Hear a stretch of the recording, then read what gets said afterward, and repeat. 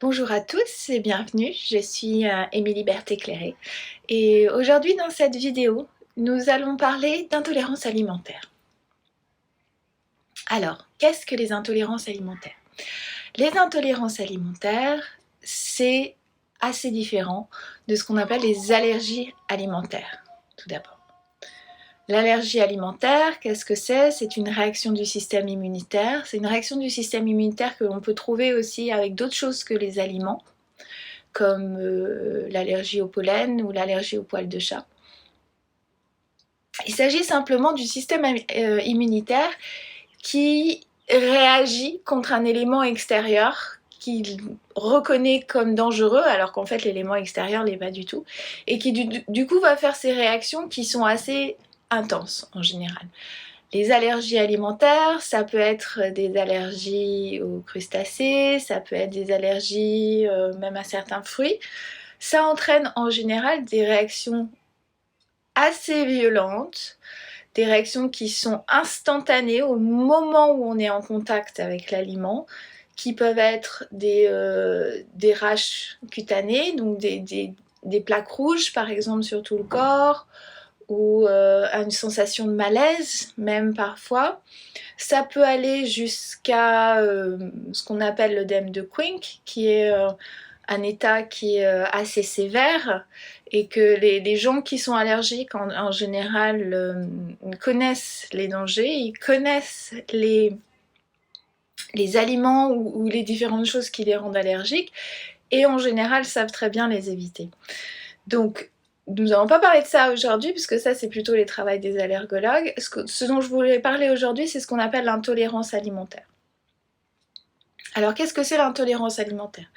Ça regroupe un grand groupe de symptômes qui vont de l'inconfort digestif au ballonnement, au éventuellement remontée acide, un petit peu ces symptômes pas forcément pas violents la plupart du temps, mais assez dérangeants et qui vont arriver en fait quand on consomme certains types d'aliments. Alors une qui est assez connue, c'est ce qu'on appelle l'intolérance au lactose. C'est dû à un déficit enzymatique, ça arrive dans l'enfance. Les gens qui sont intolérants au lactose, en général, ils l'ont été, ce que j'appelle ce qui est la vraie intolérance au lactose, ils l'ont en général été depuis l'enfance. C'est simplement un déficit enzymatique qui fait qu'en fait le lactose n'est pas bien digéré et qui du coup crée ces symptômes de mal-être un petit peu après avoir consommé du lactose. Mais il y a tout un autre groupe d'intolérances qui arrivent beaucoup plus tard dans la vie et qui en fait sont principalement dus à un déséquilibre de la flore intestinale. Et c'est là que j'interviens, puisque vous le savez, sur cette chaîne, j'aime bien la flore intestinale. Donc, ce qui va se passer, c'est qu'en fait les gens vont manger quelque chose et en général on ne sait pas quoi. Les gens qui sont intolérants, ils ont un peu du mal à déterminer à quoi. Alors parfois ils ont fait des tests qui leur ont donné certains aliments à éviter. Parfois il y en a toute une liste, donc on se dit bah c'est pas possible, je vais pas pouvoir éviter de manger tout ça. Donc on se retrouve un peu perdu avec des symptômes qui arrivent en dehors des repas, où on se sent pas bien. C'est pas forcément, en général c'est pas douloureux. Si c'est douloureux, ça peut être plutôt quelque chose d'autre qu'on appelle le SIBO, dont je parlerai dans une autre vidéo. C'est en général plutôt vraiment des ballonnements, on se sent pas bien, on se sent lourd, on a de plus en plus de mal à digérer, etc. En fait, donc tous ces symptômes peuvent être liés à un aliment. Et l'idée, en fait, c'est dû à un déséquilibre de la flore intestinale, mais ça va être certains aliments qui vont les créer. Donc c'est un petit peu complexe. En fait, ces intolérances, ça peut être dû à différents mécanismes, parce que ça peut être aussi le fait que les enzymes digestives ont du mal en fait à faire leur travail du fait du déficit de la flore intestinale. Tout ça, ça se regroupe un peu dans des symptômes assez flous et un peu l'impossibilité de savoir exactement ce qui crée ces symptômes. Ça arrive assez souvent qu'il y ait une intolérance au gluten, mais pas toujours. Il s'avère que le gluten, parce que c'est... Donc le gluten, c'est ce qui est compris dans le blé, donc dans tous les produits dérivés du blé, donc les pâtes, le pain, les gâteaux, les farines, de façon générale. Et en fait, il s'avère parce que le gluten a été beaucoup transformé dans notre industrie agroalimentaire qui va tendance à être un peu un des moteurs principaux de l'intolérance, où il va créer cette espèce d'intolérance. Alors l'intolérance, c'est pas comme l'allergie, une réaction immunitaire, c'est un déficit de digestion. Une digestion qui va mal se faire, ou alors une réaction inflammatoire qui va être créée au niveau de la flore intestinale et qui va donner des symptômes qui sont des symptômes de l'inflammation. Donc vous savez ce que c'est qu'une inflammation, c'est ce mécanisme que le corps utilise pour se défendre contre l'oppresseur, contre l'environnement. Donc typiquement l'inflammation, c'est quand vous avez une grosse boule rouge et gonflée. Voilà. Vous êtes fait mal, vous vous tapez, vous avez une... Voilà, c'est ça une inflammation. C'est le corps qui réagit. L'inflammation au niveau de la flore intestinale, ça va faire des ballonnements, des pas bien, peut-être des troubles digestifs ou diarrhée ou constipation, voilà. Typiquement, le ventre qui gonfle, des gens qui ont du ventre qui gonfle énormément. Et tout ça, ça va être dû à donc une intolérance, donc une inflammation qui se crée au moment où l'aliment arrive à ce niveau-là, principalement dû à un déséquilibre de la flore bactérienne. Pourquoi ? Parce que la flore bactérienne entre en jeu dans la digestion, la soutient, et lorsque l'équilibre entre les bactéries gentilles et les bactéries moins gentilles, ça je vous renvoie à ma vidéo sur la flore intestinale pour comprendre, quand le déséquilibre est là, et du coup certains éléments vont créer en fait une inflammation du fait de leur interaction avec les bactéries moins gentilles en fait, tout simplement. Puisque toutes ces bactéries, elles digèrent les aliments. En partie. Les aliments sont digérés dans l'estomac, mais il va y avoir une digestion qui se fait aussi en partie à ce niveau-là. Donc voilà, elle les digère pour les manger en fait. Elle les digère pas pour qu'ils soient absorbés, puisque l'absorption c'est avant, mais par contre, elles se nourrissent avec ça. Et en fait, si certains aliments vont créer, en gros, ça va pas. Parce que c'est pas en équilibre, donc ça va pas. On sait pas exactement tous les mécanismes, donc ça sert à rien d'aller dans des explications trop précises. En tout cas, moi je les sais pas. Le fait c'est que ça crée une inflammation, et que, en fait, alors, ça va être le gluten, mais ça va être aussi d'autres aliments. D'accord ? Alors ce qui se passe, c'est que parfois les gens vont arrêter le gluten et ça les arrange pas, tout simplement parce que c'est un autre aliment qui leur crée cette intolérance. Alors, les tests d'intolérance ou d'allergie, parce qu'en fait c'est pas vraiment des tests d'allergie. En général on fait un test d'allergie alors qu'on recherche une intolérance, donc en fait ça n'a pas de sens. Vont donner des indications, mais pas toujours. Le mieux pour savoir si vous êtes intolérant, alors encore, je ne parle pas d'allergie là, je parle d'intolérance, donc vous vous sentez pas bien, vous savez bien, à chaque fois que vous mangez, il y a le ventre qui gonfle, et puis on ne sait pas exactement à quoi c'est dû, etc. Le mieux c'est de faire tout simplement un journal alimentaire, de marquer sur une semaine ce que vous mangez et les symptômes qui apparaissent. Alors ça demande un petit peu de se concentrer, ça demande un petit peu d'effort, l'avantage c'est que ça coûte pas très cher. Et en général, on arrive bien à voir quels sont les aliments qui créent les symptômes. Et même en général, les gens, au moment où ils font le journal alimentaire, ils arrivent très bien à voir ce qui déclenche ce genre de choses. Donc là, l'idée, une fois qu'on a l'aliment qui crée cette intolérance, qu'on a trouvé par un simple journal alimentaire, et l'idée, ça va être à la fois, en même temps qu'on reconstruit la flore intestinale, d'éviter cet aliment. Alors les intolérances, on s'en remet, contrairement aux allergies où en général il faut aller avec des sensibilisations, des choses comme ça pour s'en débarrasser. Les intolérances, on s'en remet très bien. Par contre, il faut avoir quand même cette phase où on va supprimer l'aliment et on va essayer de reconstruire la flore intestinale. Donc ça peut aller jusqu'à 6 mois, 1 an, etc. Ça prend un petit peu de temps. On évite au maximum l'aliment. Et puis on reconstruit la flore intestinale. Ça, on reconstruit la flore intestinale, c'est on mange un maximum de fibres avec éventuellement des probiotiques, des prébiotiques et des choses comme ça. Alors, encore une autre différence avec l'allergie, l'intolérance peut arriver parfois qu'à partir d'une certaine quantité de l'aliment, de consommation de l'aliment.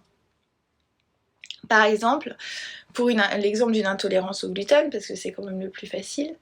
Alors, quand on parle de l'intolérance au gluten, on ne parle pas de la maladie cœliaque. C'est vraiment cette intolérance au gluten où, typiquement, quand on mange un petit peu de pain le matin, ça va.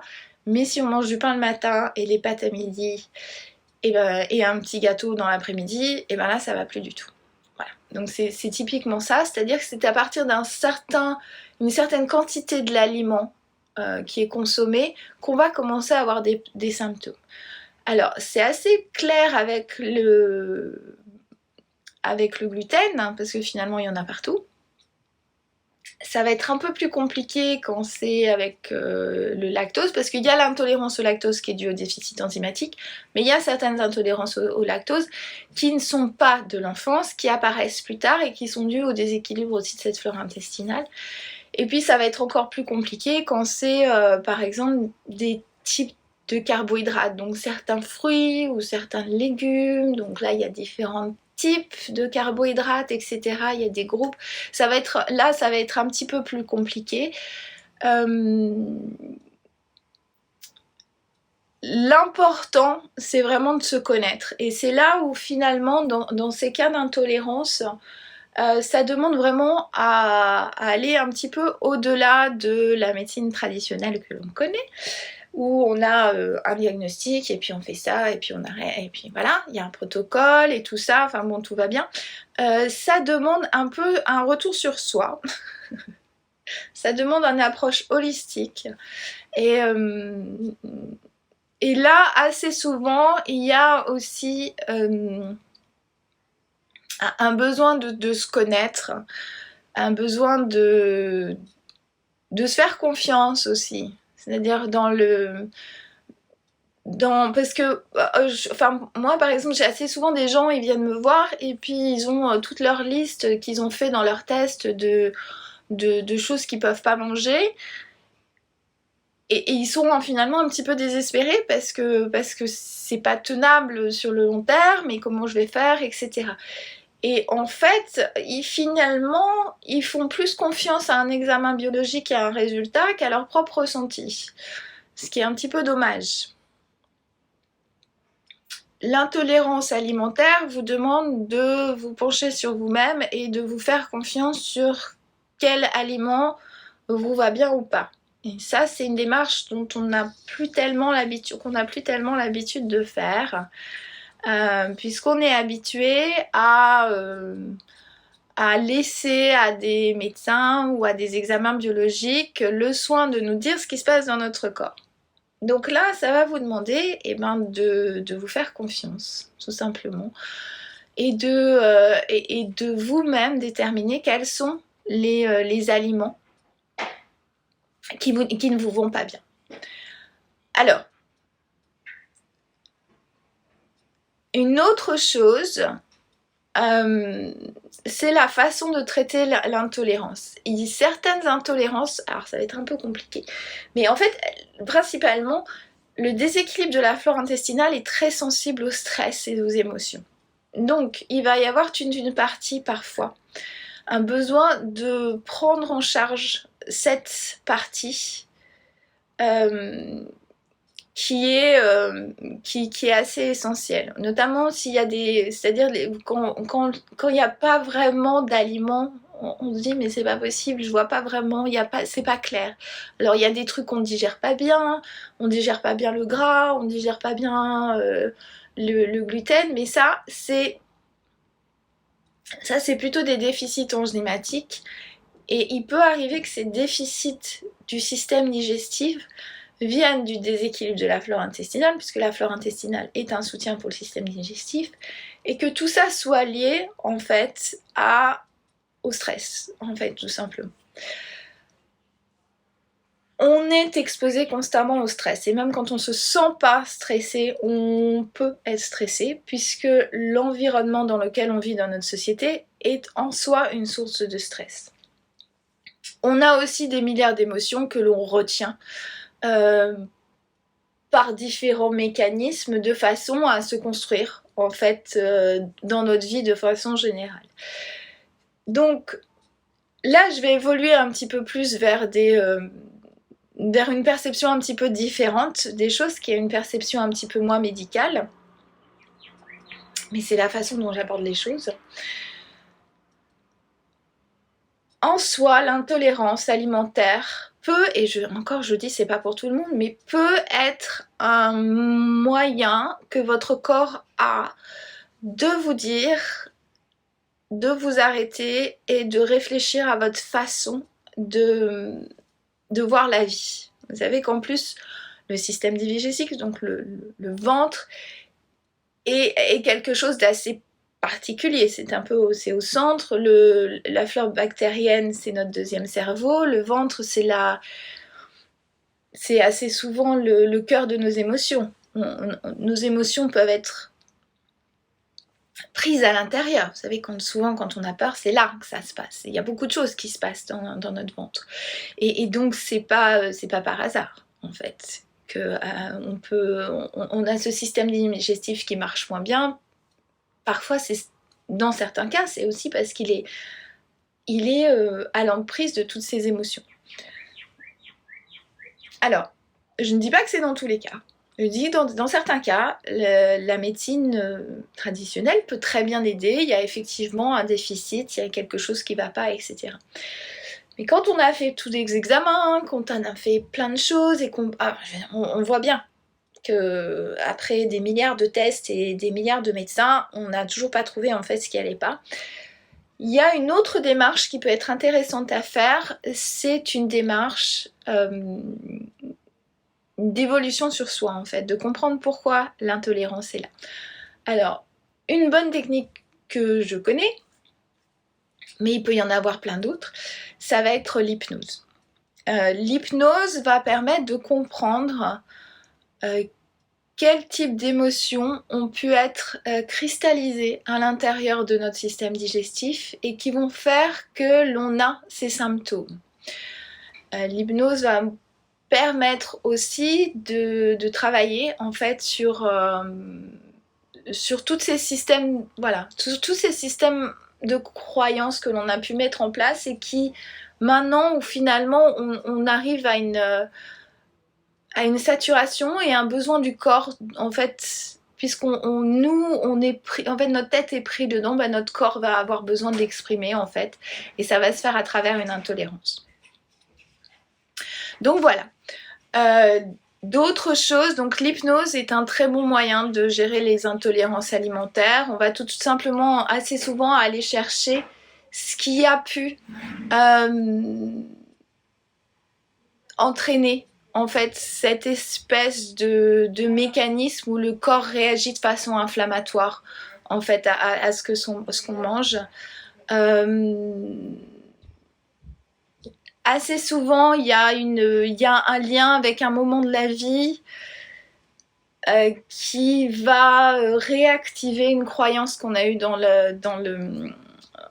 l'enfance. Je ne vais pas rentrer dans tous les détails, peut-être que je ferai une vidéo un petit peu spécialement pour ça, parce que c'est un petit peu compliqué, mais voilà. En fait, l'hypnose est un excellent moyen de gérer ces intolérances alimentaires. Enfin, l'hypnose est un excellent moyen pour plein de choses, mais notamment pour ça. Si vous n'êtes pas tenté par l'hypnose, il y a aussi tout simplement aller voir des coachs de stress, aller faire du Reiki, aller faire de la méditation, aller faire... En fait, il y a plein de choses que vous pouvez faire dans votre vie de façon à diminuer cette exposition au stress. Et voilà, voyez vraiment l'intolérance comme un petit peu un signal d'alarme de votre corps qui vous dit eh oh, maintenant il faut que tu t'occupes de toi. C'est tout simplement ça, le message. Alors après, comment ça peut se mettre en place et quelles sont les choses que vous avez à faire en fait dans la vie, c'est un petit peu à chacun de le faire. Et c'est vraiment une démarche individuelle. C'est la bonne nouvelle de l'intolérance, c'est qu'il n'y a pas une façon de le faire, que chaque personne est différente et qu'il va avoir une prise en charge un petit peu différente. Donc voilà, je pense que j'ai à peu près tout dit, tout ce que je voulais dire sur cette intolérance. J'espère que ça vous a aidé. N'hésitez pas à me contacter si vous avez des questions et je vous dis à bientôt.